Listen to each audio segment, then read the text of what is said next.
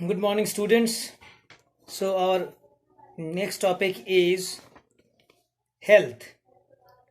You know, healthy people are an asset. Okay, they are no liability. वे लोग liability नहीं है, वे लोग बोझ नहीं है. They are the contributor to our country, to any country. Okay. Health.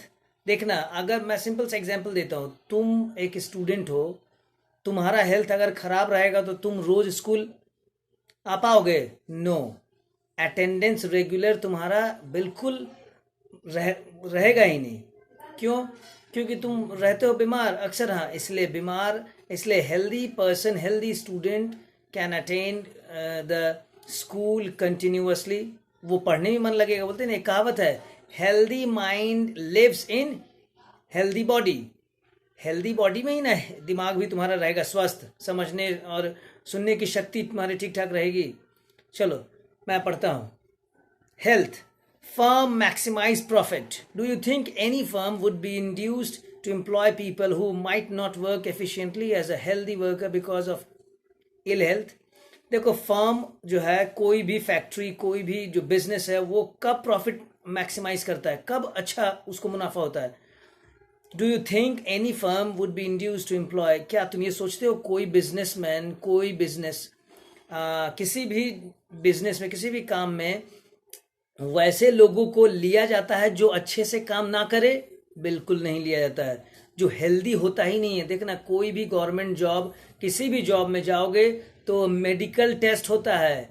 बिना medical test it is impossible to recruit. वो जो मेडिकल टेस्ट होगा उसमें जो साफ साफ निकलेगा, कहीं इंटरनल प्रॉब्लम हुआ तो आपको वो लेगा ही नहीं. ठीक है, चाहे आर्मी में हो, चाहे रेलवे में हो, चाहे स्टेट गवर्नमेंट, किसी में भी. तो मेडिकल टेस्ट लेता है, वही है तुम्हारा, वही पहले चेक करता है health. The health of a person helps him to realise his potential and the ability to fight the illness.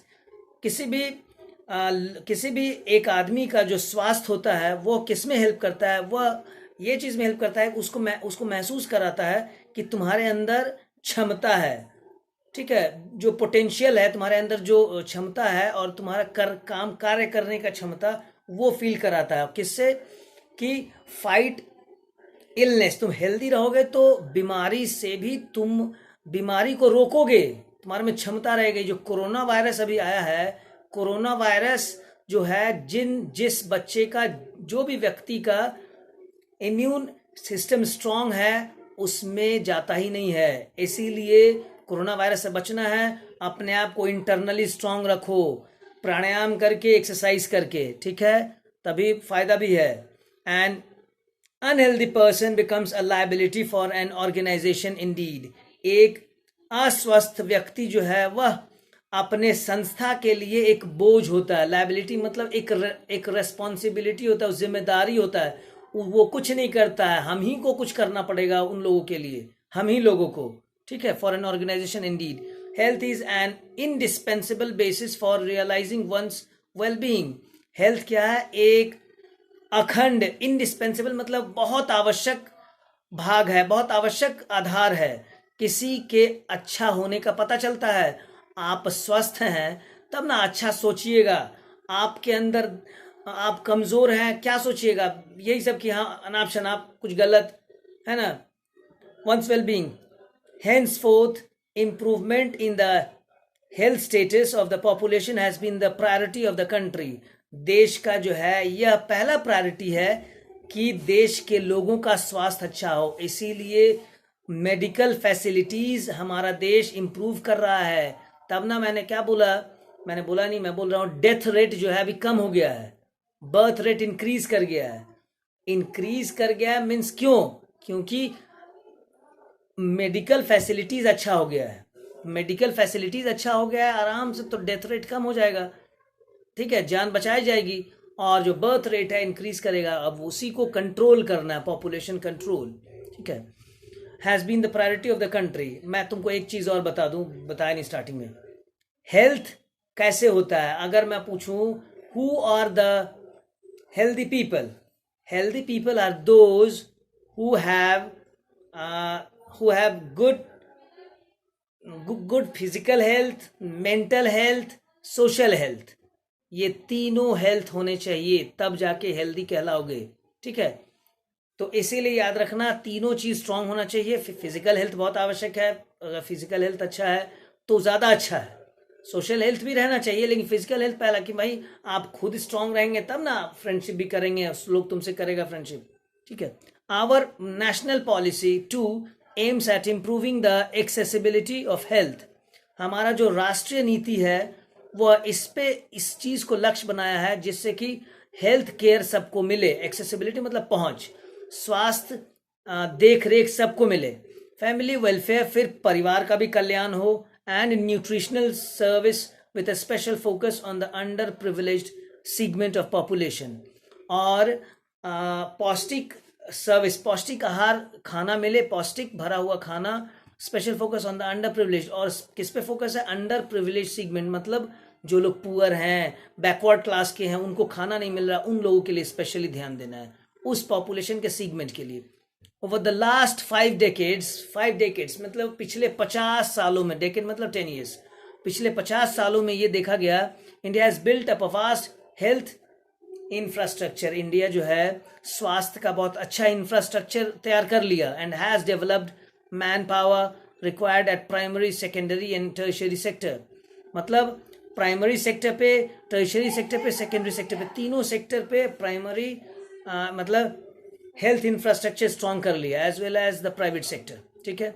These measures adopted have increased the life expectancy to over 64 years in 2000. देखो life expectancy तब ना बढ़ता है, medical care बढ़ेगा, health care facilities बढ़ेगा, तो life expectancy मतलब average age increase कर जाएगा. अभी इंडिया का 2018-19 में हमको लगता है 75-76 होगा. ठीक है, maximum as 76-77. In fact mortality rate has come down from 147 in 1951 to 75 in 2000. और कम हो गया. अभी पता ही होगा इंडिया का सर 47 या 40 के आसपास है, नहीं 30 के आसपास है. Crude birth rate have drop to 26.1, death rate to 8.7 within the same duration of time. Increase in life expectancy and improvement in child care are useful in assessing the future progress. इसीलिए life expectancy improve कर गया और child care improve कर गया. इससे पता चलता है कि हमारा फ्यूचर अच्छा है, future progress of the country. Increase in longevity मतलब ज़्यादा दिन तक जीना of life is an indicator of good quality of life marked by self confidence होना चाहिए. The reduction in infant mortality involves जो है मतलब बच्चों का मरने का दर जो है, the protection of children from infection. इससे क्या है, बच्चों को इन्फेक्शन से बचाओ. ensuring nutrition along with mom and child care, बच्चों का भी और माँ का भी ध्यान रखें. चलो मैं अगले में इसी में जाता हूँ. तो कुछ पॉइंट्स दिए हुए हैं, कुछ डेटाज दिए हुए हैं कि health infrastructure over the years. देखो SC, PHC, CHC मतलब हॉस्पिटल है. 1951 में 725 थे, 1981 में 57,363. देखो ये डेटा ओल्ड है. बेड्स इतने हैं, डॉक्टर्स इतने हैं, नर्सिंग पर्सनल इतने हैं, ये ओल्ड डेटाज हैं. ठीक है. अब आ जाओ, मैं तुमको ये बताना चाहूँगा what is the percentage increase in the dispensaries from 1951 to 2001.